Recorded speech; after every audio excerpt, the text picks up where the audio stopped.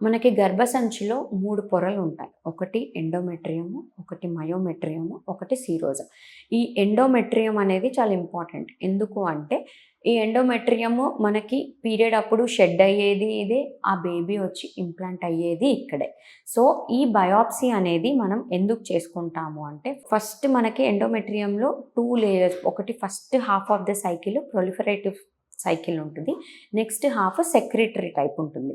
So, మనం biopsy చేయడం వల్ల ఎలాగ ఉంది అంటే ప్రొలిఫరేషన్ బాగుందా? ఇప్పుడు ఎగ్ రిలీజ్ అయినంక దాని సెక్రిటరీ చేంజెస్ ఉంటాయి. అదేమన్నా ఆ చేంజెస్ ఉన్నాయా చూసుకోవడానికి యూజ్ అవుతది.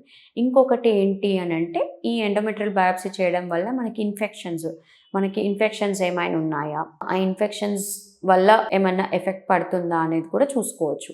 అండ్ ఇంకొకటి ఏంటంటే ట్యూబర్క్యులోసిస్ మన ఇండియాలో విచ్ ఇస్ వెరీ కామన్. మనం బయాప్సీలో ఎండోమెట్రియల్ టీబీ ఉందా గూడా చూసుకోవచ్చు.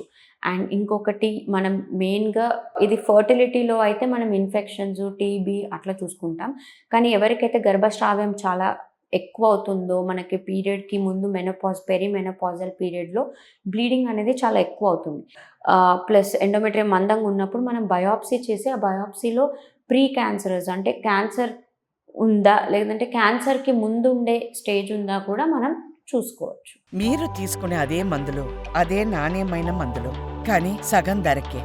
అవును, మెడ్ ప్లస్ బ్రాండ్స్ పై 50-80% తగ్గింపు.